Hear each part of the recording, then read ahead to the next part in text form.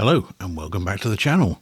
Right, the last part of the end of year roundup, and today we have the ships, APCs, anti-aircraft, artillery, a few odds and ends like submarines as well. Just basically everything else that I have done this year. So let's crack on. First of all, we've got the Himars, the pocket rocket by Wange. Now, this is part of a set of, I think it's 8 models. And to be quite honest with you, I didn't find the Himars too bad. There have been a few comments about other people who've done it and it's a bit fragile. And yes, there are a couple of things that are fragile on it, the wing mirrors and a few things just behind the front wheels. But to be quite honest with you, the rest of it, the main parts of it, are pretty good. I had no problems at all with the elevation and the rotation of the rocket carriage, I suppose, for want of a better phrase. I thought it wasn't too bad at all. And especially as this came out at 1330, I thought, not too bad. So, while it does have a couple of fragile bits, it's not a particularly game-changing thing. So I'm going to go with, okay, couple of minor issues, so we'll go in there. Now, the KFZ Gepard. KFZ have been really up and down this year, but this was definitely one of their better models. I had a lot of fun making this.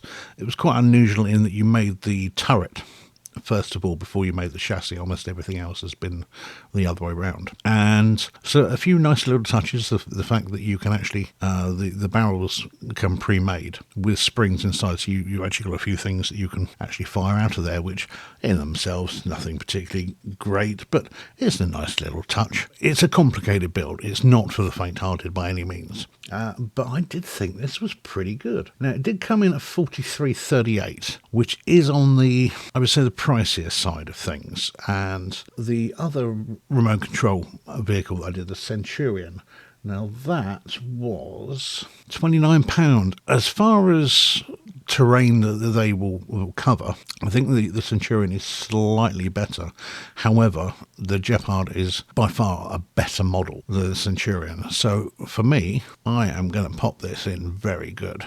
So it's a tricky build, but it's good fun. Now, the BTR-4. This is another one of those that was in the same range as the Himars. And I gotta say, it's an absolute pile of junk. It had a very unusual arrangement with the way that the wheels are attached to the body. And I found on, I think, 4 of the 8 wheels that the fitting was so bad that the wheels would just be falling off all over the place. There was other fitment issues as well.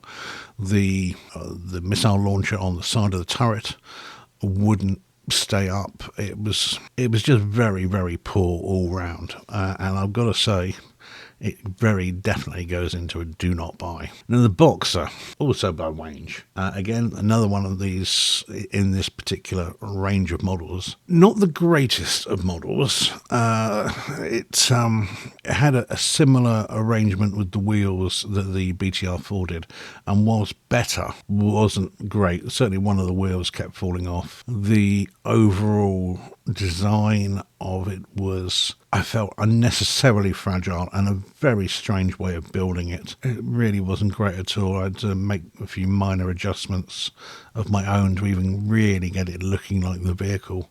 Again, I'm afraid it's a do not buy. So yeah, be very careful with that particular range that Wange are doing. On to a slightly happier model, the BMP-2. Now this was a Slubin model. You can build one of 3, I think it was off the top of my head, it was one BMP-1, which had the slightly bigger gun, and 2 BMP-2s. I chose to do the BMP-2.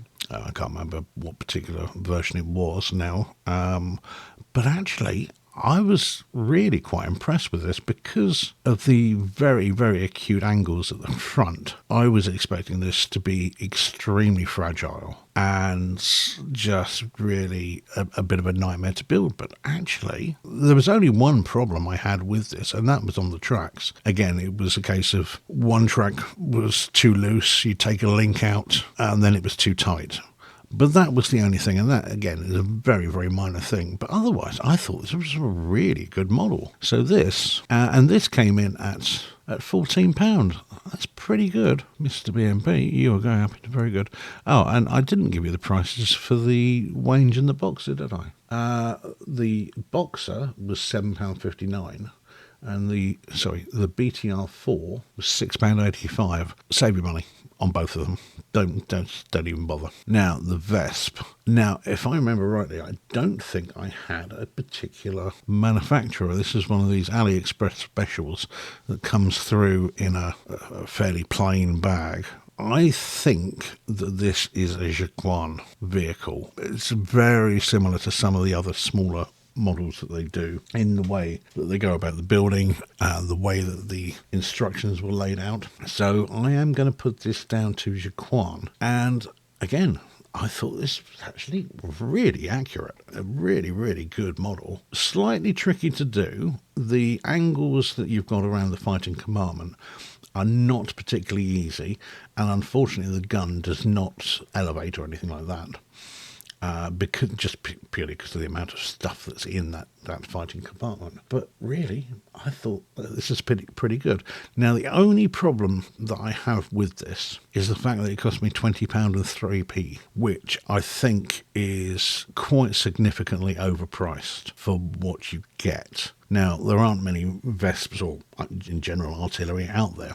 So if that's your thing, you are a little bit stuck. If this had come in at the sort of £12 to £14 mark, it would have probably gone in very good. But at that price, I can't really put it there. So I am going to pop it into the okay, but some issues, and the only issue really is the price. Now, the German half-track by Slubin. I didn't love this, I've got to say. There was nothing particularly wrong with it. Everything fitted fine. There was nothing missing.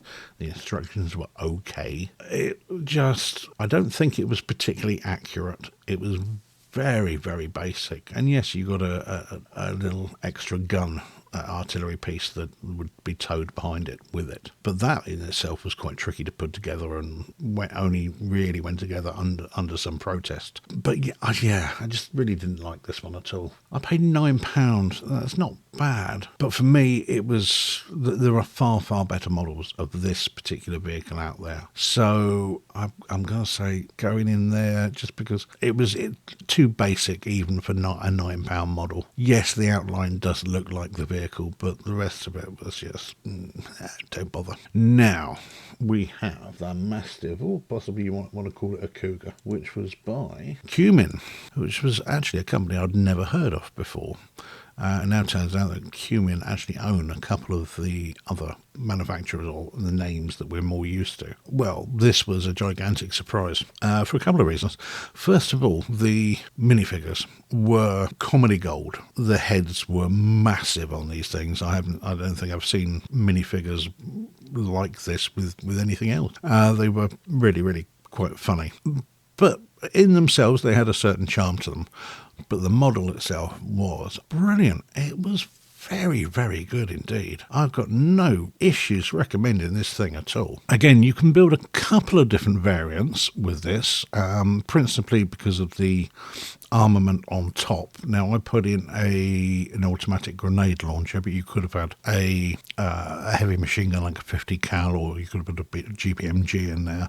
There was a couple of other weapon systems that could go in there. But I think what impressed me most was the way you built this model. It was sensible, like somebody had been doing models for years and knew how to put them together in a way that wasn't frustrating, didn't leave it fragile while you were building it as well in certain sections, which can be an issue. It just really, really good. I like the little winch at the front that they put in there. It was a nice little touch to get a little working winch. Overall, I've got to say, this is going into my first excellent part, and it came in at £15.41, which, and it's a fairly large model. It's not, well, it's not far off the dimensions of the Gepard, which, yeah, it's very, very good. It's a really... Tell you what it would be nice for is somebody who's moving from beginners models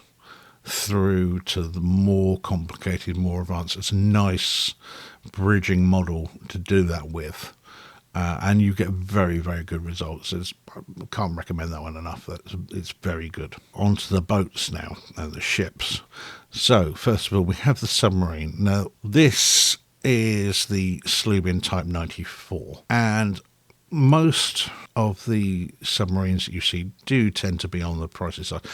I don't know what it is. Anything that goes on the sea just seems to double the value of a model. But this came in quite cheap, which sometimes can be a bit of a worry. This came in at $968, and I mean, it's basic. It's a black and red tube with a couple of lumps sticking out of it at different angles. Lots and lots of very small, finicky little stickers.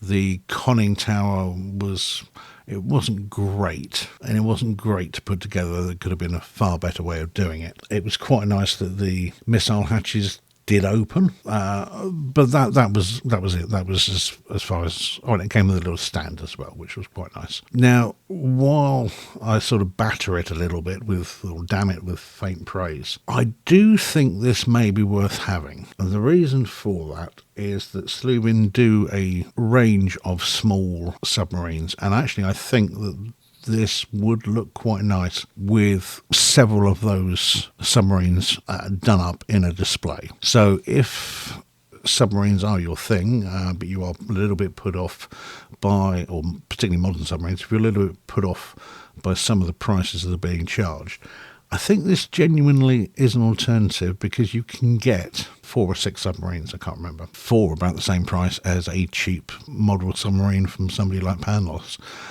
So in that regard, I think it's probably worth a purchase. But if you're just having it by itself, probably not. I mean, I'd probably give that one a miss. But it has its place in. So the LCM3 was a huge surprise.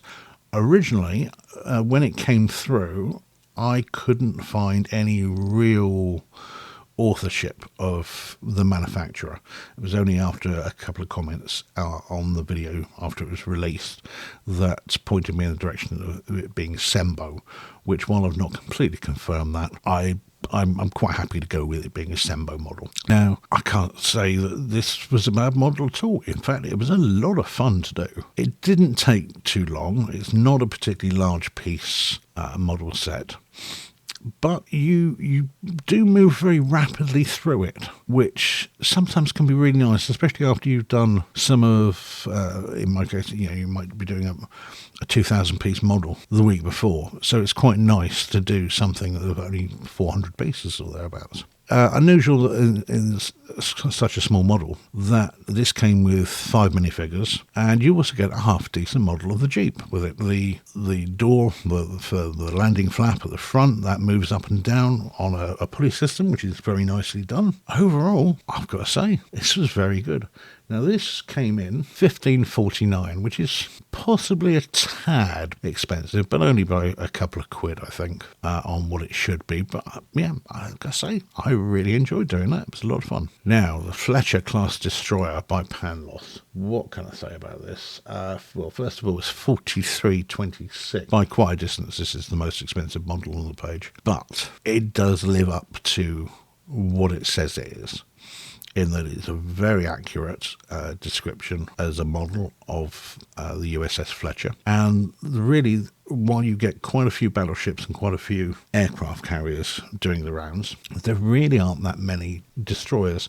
There's a few made-up ones and a couple of modern ones like the Arleigh Burkes. But for World War II vintage destroyers, you really don't have a great deal of choice. But fortunately, this one does hold up its end. It's very accurate, very good, very well designed to be put together in the way it's built, even though it's, that sort of price of $43.26, which compared with the other ships here is overpriced. But as I say, if you're after a destroyer, a World War II destroyer, there really are not many options out there at all. So the only thing that really stops that going in excellent is the price, but it definitely goes into very good. I can certainly highly recommend this. Now, Kazi and their Admiral Hipper. Oh, I was so looking forward to this.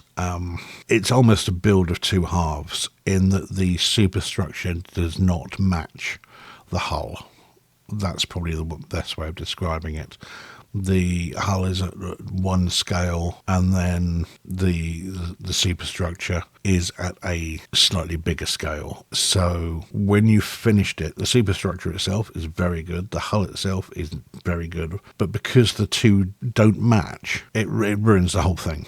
It's really a case of two wrongs making a very big wrong. The overall outline and design of the Hipper is just not there. It certainly should be probably 4 to 6 studs longer at the front, and at least 10, if not 14 studs longer at the back. The back was the worst bit by far. I could have probably lived with the front as it was, had they not just truncated the back and chopped it off and made it really stubby in comparison to what it should be. And therefore, if you want a model of the Hipper, I really can't recommend this at all. It's really not there in the slightest. Now, this came in at $35.46, and because of that price, I can't even recommend it. Can't even turn around to you and say that it's worth buying just for the bricks or the spares. Yeah, I'm afraid while it's not a completely do not buy, it's got problems. The other thing I didn't like about it, and this is subjective, is that rather than put a camouflage onto the ship with, say, stickers or decals, they've gone for a brick camo approach, which is very brave of them to do so, and I applaud them trying something different, but for me it really didn't work at all and very much detracted from the overall thing. But so I'm afraid it's got problems. Now, the two tricky ones, and these are both by Farage, and I've left these two to last deliberately. Now, first of all, we have the Bismark. In fact, I'm going to talk about them together. We've got the Bismark, which was the first of the... In fact, I think it was the first ship I did, which came in at £31. So this came in at around 75 centimetres, thereabouts long. Nowhere near as big as the Kobe models.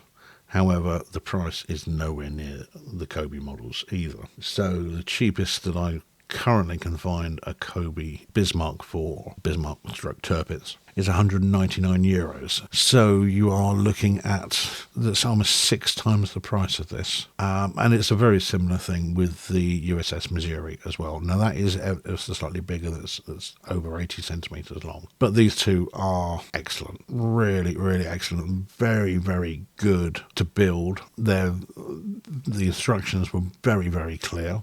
You do get quite a few minifigures with the Bismarck, which was unusual, and obviously they're not to scale, so not entirely sure what before, but yeah, a little bit extra is always quite nice. Now with the Bismarck, I did make the mistake of not putting on the decals until after I'd finished the model. And that is a huge, huge mistake. Put them on as you are going along. That's definitely my recommendation for you on that and any other big ship. It's certainly something I followed on the Missouri, and the Missouri came out with the decals looking far, far better. But both of these are brilliant. I think as models, the Missouri probably just about shades the Bismarck. I think it's slightly cleaner. The increase in length really helps it. But they are both superb models. Overall, between the two, I think because the Bismarck came in at the £31 and the Missouri came in at £41, I think I'd have to give, if you're stuck between the two, I'd have to give the Bismarck with the nod on that one just for the value for money. But they are both definitely going up on excellent. Both of them are within certainly the top 5 models that I've done this year overall. And yeah, again, both of those, very difficult to choose between the two. Even at £41, I'd quite happily pay that all day long for the Missouri. They're both just very, very good and superb models. So yeah, don't worry in the slightest about buying either one of those two. And I certainly look forward to more Farange models. It'd be interesting to try a Farange model that isn't a battleship of some description. But there you go. That's the ship's APCs and everything else I've done in 2024. Hopefully you've enjoyed this video. If you have, please like and subscribe to the channel. And I will see you again soon. You take care. Bye-bye.